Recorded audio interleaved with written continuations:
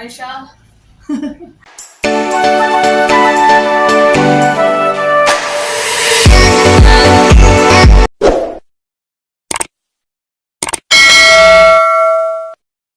Hello mga silingan, good morning, good afternoon, and good evening sa lahat ng tao all over the world na may mga OFW na kagaya ko. This is Chang TV, ang nag-iisa niyong auntie. So ayan na, nakikita niyo ako na nag-i-spider woman na naman. So yan, wala kasi kaming hagdanan kaya yan, patong-patong na upuan yung ginamit ko.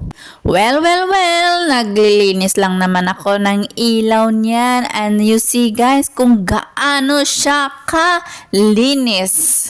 Di ba? Kung gaano siya kalinis. Yes, yan ang naging buhay ko nang umuwi ako ng Pilipinas. Kung napanood nyo yung naunang video ko, binanggit ko doon na may 3M akong dala. So, ito yung 1M na ipapakita ko sa inyo. 1M.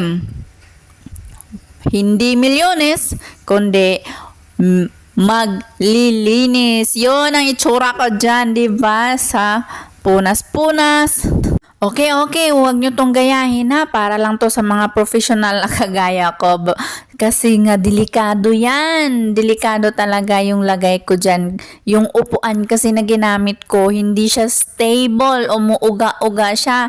Tapos, ipinatong pati sa isang upuan. So, talagang napakadelikado. So, ako lang yung gagawa niyan ha, sa mga nanonood. Huwag na huwag nyo yung gayahin, guys. Kasi nga, bagsak ang abutin nyo.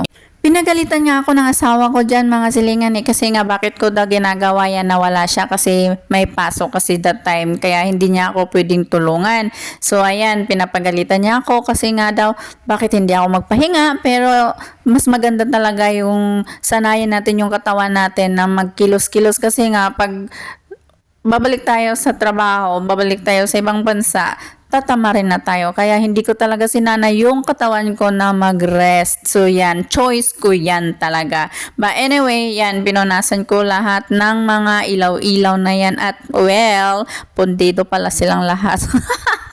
Pundido pala siya. So yan, tinanggal ko. So, we have to make sure naman na nakapatay yung kuryente papunta dyan kasi baka naman ma-electrocute tayo dyan. So, delikado talaga, no?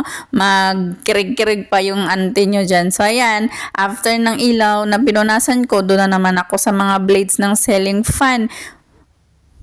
Nasa tabi lang kasi kami ng kalsada mga silingan kaya yung alikabok talaga ay napakarami than sa ibang bahay kasi talagang parang ano namin siya nakuha namin lahat ng alikabok na yan kaya yung alikabok din sa ceiling fan na yan ay ewan ko pagkakapal-kapal syempre wala namang naglilinis so simula nang nilagay yan ngayon lang siya nalinis, o, di ba? So, yon ganyan talaga pag walang babae sa bahay. Puro kasi mga lalaki yung anak ko.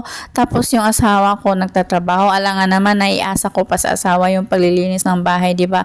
Pagod naman yun. So, yan. Si auntie nyo nung umuwi talagang nakaplano na yan. Sabi ko sa sarili ko, pag ako uuwi ng Pilipinas na talaga, pag uwi ako ng Pilipinas, lilinisin ko yung buong bahay. So, ayan na nga. Nagsisimula na ako, naglilinis na ako ng buong bahay. So, dyan pa lang ay inabot na ako ng 2 hours. You see, kung gaano siya kadumi. So, nung nilinis ko na siya, nung pinaandar na namin, parang na siya, maliwanag na yung ilaw, hindi na siya dilaw. Tapos yung fan, medyo malakas na siya. So, iba talaga pag nalinis na yung ceiling fan. Kasi pag hindi, yung tunog niyan, durug, like that, diba? So, kaya nilinis ko talaga dahil wasting naman din sa kuryente na pinaandar mo. Tapos, kunti lang yung hangin na makukuha mo kasi nga sa sobrang dumi at sa sobrang kapal ng alikabok. So, yan talaga yung first na nilinis ko sa pangalawang araw ko nang nasa Pinas ako, 'di ba? Nag-rest ba yung auntie nyo? Hindi ako nag-rest. So, yan. Yung iba, ang sarap ng buhay pag umuwi ng Pilipinas, guys. 'Di ba? Relate ba yung ibang OFW natin diyan, 'di ba? Ang sarap ng buhay nyo, yung asawa nyo yung nagluluto, kayo nakahiga, or yung asawa nyo yung naglalaba. Iba ako. Iba ang nangyari sa akin. Bumaliktad. Mas pagod pa ako nung umuwi ako ng Pilipinas. Kasi nung sa Singapore, may time pa ako mag-Facebook, may time pa ako mag-TikTok, may time pa akong mag-Lazada or whatsoever. Pero 'di ba? Nung umuwi ako, nakita nyo yan? O, di ba, proud pa ako? Sobrang proud pa. So, yan. Pero kahit pagod ang auntie nyo, wala pa rin akong nararamdaman na pagod. For how many days na wala akong masyadong tulog, until now, wala pa rin akong masyadong nararamdaman na pagod. Siguro na overwhelmed lang ako. Na overwhelmed lang, and then nag-a-adjust sa surroundings. Ayan. So, masarap pa rin sa pakiramdam na sariling bahay mo talaga yung nililinisan mo. Kasi nga nung time na nasa Singapore ako, sinasabi ko talaga, one day, bahay ko na naman yung lilinisan ko, pupunasan ko. Kasi hindi ko yan na-experience dahil dati wala kaming bahay. So, ayan, nung nagkaroon ako ng bahay, ayan, talagang gusto kong ma-experience yun. Gusto kong ma-experience yung pakiramdam na sariling bahay mo talaga yung nililinisan mo. Well, it paid off sa lahat ng mga pagod at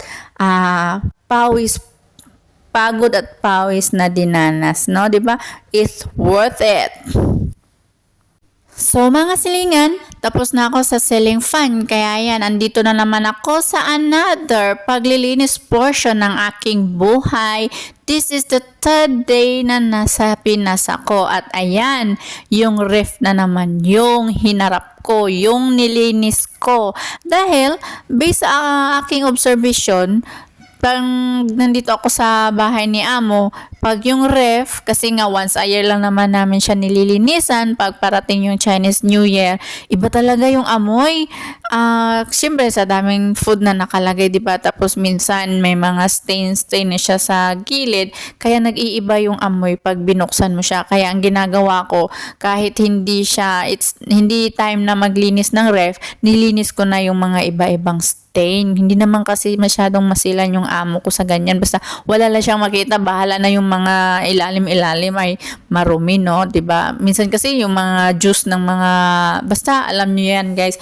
So yan, nilinis ko na din yung ref namin at ang dami niya talagang dumi din. Diyos ko, nagmumulds-mulds ang labas ng ano niya.